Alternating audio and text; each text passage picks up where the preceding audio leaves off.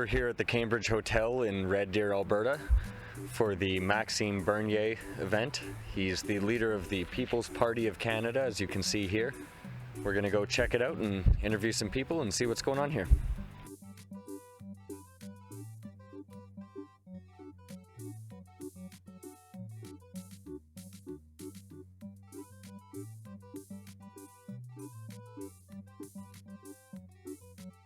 I'm here today with Doug Weitzel. What brings you here today, Doug?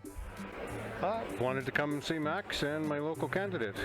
And what do you think, for yourself personally, is the most important issue in this upcoming federal election? Oh, freedom of speech, number one, mother of all freedoms. And have you had issues with freedom of speech recently? Our Canadian mainstream media, non-existent. Might as well. I mean, fire virtually all of them, especially the CBC, because all you need is a few of the Prime Minister's office, because that's all they portray. So where do you personally get your news? I personally get my news off the internet. There's none of the Canadian mainstream that I trust even remotely anymore. Any particular sources? OAN, Newsmax. One American News, Newsmax. Go ahead, OAN, into the OAN, please, OAN. OAN, should be very nice. See Dr. Steve Turley, to name a few. Fair enough. Do you have any message for Justin Trudeau? Please retire. We don't want to be a communist country. Fair enough. Thanks for talking to us. We love democracy and personal freedoms. We don't want what you have in store for us. Here at the Cambridge Hotel, the bathrooms come with entertainment. Very, very loud entertainment. The evening began with a speech by a doctor widely known for believing the COVID virus to be a hoax. You know, the WHO is against us, the UN is against us, the World Economic Forum is against us, much of I guess the elite of the world are against us. And I believe it's because we are the bastion of freedom. And so there's an absolute world attack to try and destroy Alberta's economy and the individuals here and the freedom lovers that are here, and we need to stand up for that. Following that, numerous local Red Deer and Central Alberta PPC candidates gave speeches about vaccinations and freedom and even gender rights. 2 weeks to flatten the curve. That may have been temporary inconvenience. 19 months? That's oppression. I have spoken to my friends in the military. They've been told the same thing. You must get the jab. I can tell you this, having spoken to them, half of our military will walk away. Prior to going to Rwanda, that was my last tour with the military, the government infected me with a mild strain of Ebola. This is what I was told, and of course I have no reason to doubt it. Why did they do that? They did that because they knew that my body could build up the immunity to this virus.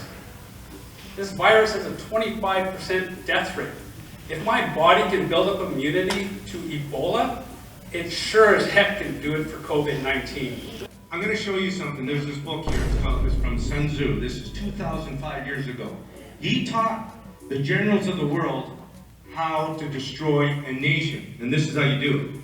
First, you destroy its morals. Then you destroy its economy. Then you destroy its culture. Think about what's happening today. Liberal globalism. Okay? NDP Marxism. It's not socialism. It's Marxism. Can I tell my girl that she's a girl? Can I tell my boy that he's a boy and tell them that no amount of cosmetic surgery is going to change that? Can I say that? I don't think I can. Then came the main show, Maxime Bernier, the leader of the PPC party. He spoke about vaccinations, about oil, about gas, about oil and gas pipelines, about Justin Trudeau, and of course he hasn't received a COVID vaccination yet himself, reportedly.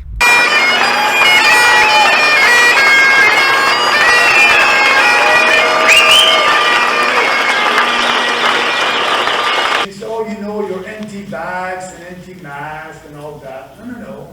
Like we said, We are for freedom of choice. You can decide if you wear the mask or not, or if you want to have the vaccine or not. You know, I respect other Canadians that decided to have the vaccine. The vaccine passport will have an expiration date. Who took the vaccine, and they took the vaccine for two reasons. Vaccinated people or unvaccinated people can spread the virus. Everybody can spread the virus. Good Canadian that took the vaccine and bad Canadian that didn't take the vaccine. The pipeline to transport oil and gas by pipelines. You can build pipelines. That pipeline, to approve pipeline all across the country, and being sure that we'll have pipelines from oil and gas. The oil and gas energy, oil and gas industry. Justin Trudeau and all these despots. But Trudeau, you know, Mr. Trudeau. This was followed by a question period where numerous people seemed focused on conspiracy theories recently pushed by MyPillow entrepreneur Mike Lindell about Dominion voting machines. How can we believe the votes will be not on a Dominion machine or not? How do we trust it? Yeah, okay, first, there's two, the good news and the bad one. The good news is in Canada, at the federal level, we never use the Dominion machines, and they won't use the Dominion machine. How many people here are concerned about the counting of the ballots and actual count? Adding on to this lady's question or concern about Dominion machines, I know that Trudeau is a shareholder in the Dominion machines. I no longer trust him whatsoever. Didn't trust his dad either. And they are pushing mail-in ballots for their thing. If they push the mail-in ballots for next week, how do we stop that before it happens and there's cheating going on? What was your reaction to multiple Alberta Christian pastors being arrested because of COVID lockdowns? Disgraceful. We're not addressing the mental health issues that have been caused by these lockdowns. We're not addressing the addiction issues that have been caused by these lockdowns. All we're concerned about is number of cases. Cases. I'm tired of cases. Cases aren't based off of fact. Question for Mr. Bernier. Given your prior ministership, do you think that the Canadian government has any responsibility going forward towards Afghan refugees or Afghanistan as a whole? Yes and no. Yes, we must help the Afghans that help us when we were there. And I was there. But I want to tell you, they were not 20,000. You know, we cannot save the world. That's the, you know, we need, yes, we are putting our country first and Canadian first. After that, there was an auction for a bag full of Maxim merch. So what we at, 280? 300. Oh, 300! Woo! 300! Come on, let's go for 3. Oh, the gentleman. 320? 320 we have. Okay, 320. Oh, This woman just paid $320 on a bag with 2 shirts, a flag, and a hat in it. 360, holy hell. This is insane. 370? 60? 370. 370! Oh, wow, 370. This is a bidding war for some swag.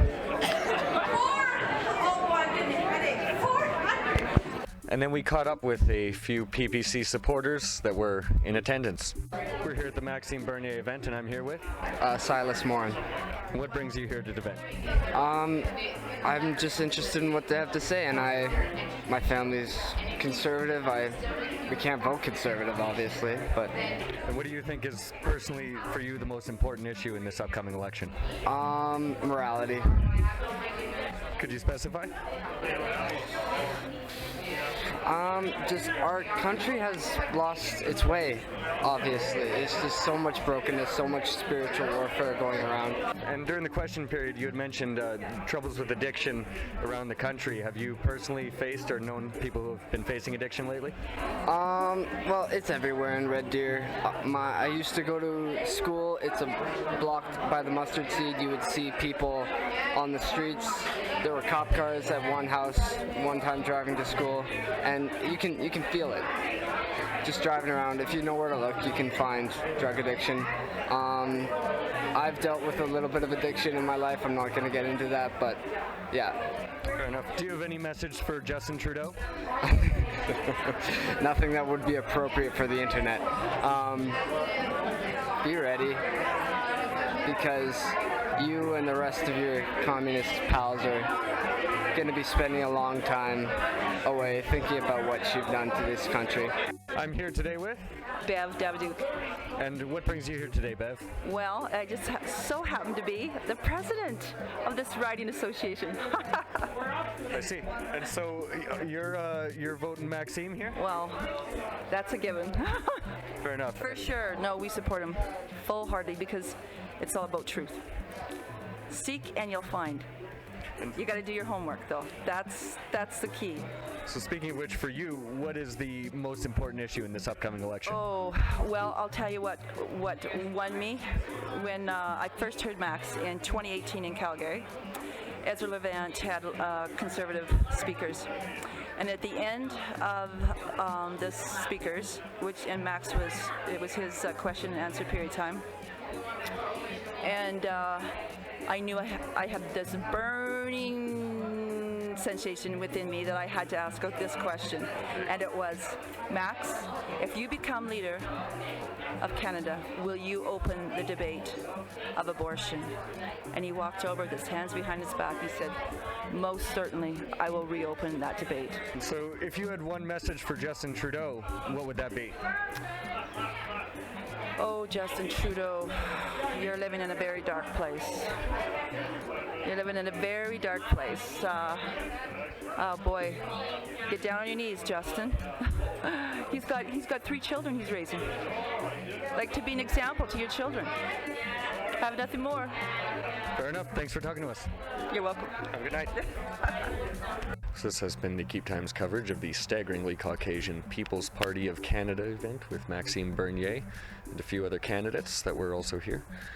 There was a lot of discussion of masks and vaccines and Justin Trudeau, a lot of talk about Justin Trudeau, and for some reason a large discussion about Dominion voting machines, which Mike Lindell of MyPillow infamy had spent a lot of time in the last year discussing until he got sued by Dominion voting machines, and actually I guess he's still out there talking about them, and we'll see whether that affects the upcoming Canadian election in any way.